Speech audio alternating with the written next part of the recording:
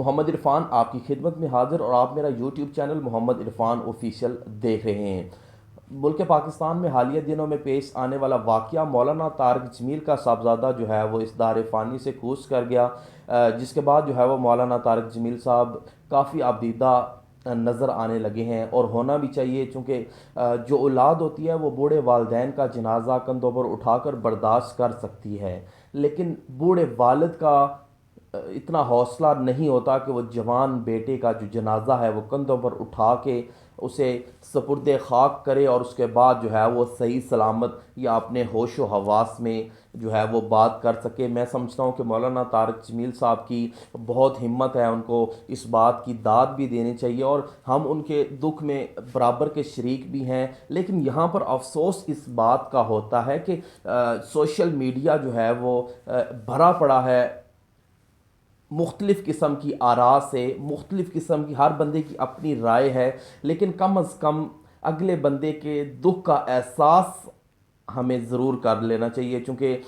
ایک بندہ اپنے گھر میں بیٹھ کر جب کچھ لکھ رہا ہوتا ہے فیس بک کے اوپر، یوٹیوب پر کوئی ویڈیو بنا رہا ہوتا ہے، کسی کے اگینسٹ، کسی کے جذبات کو مجروح کرنے کا وہ سوچ رہا ہوتا ہے، تو ایک منٹ کے لیے ٹھہر کے رک کے وہ یہ سوچ لے کہ اس کی جگہ جو ہے وہ میرا اپنا بھائی، بیٹا، بہن، بیٹی بھی ہو سکتی تھی۔ تو میں سمجھتا ہوں کہ ایسے رویے جو ہے وہ ہم سے ختم ہو جائیں، اور ہمارا معاشرہ جو ہے وہ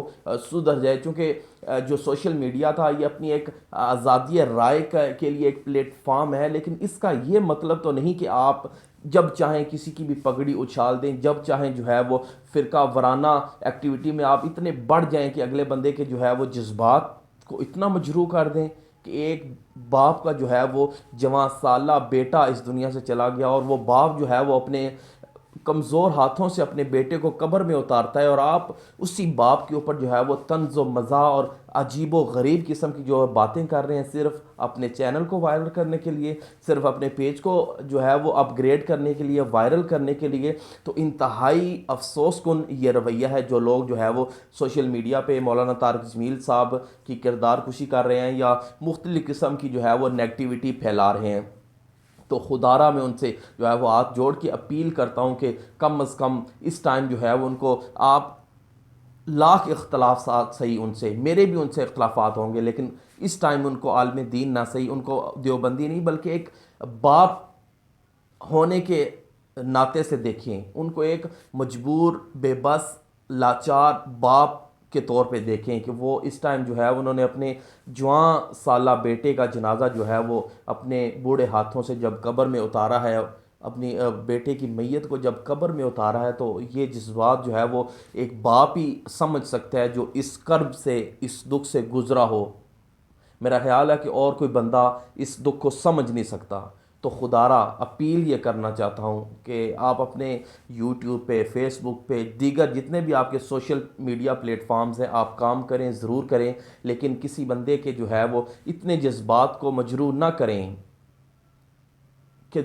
دیگر دیکھنے والوں کو جو ہے وہ شرمندگی ہو۔ خدارہ کچھ خیال کریں، کچھ لحاظ کریں،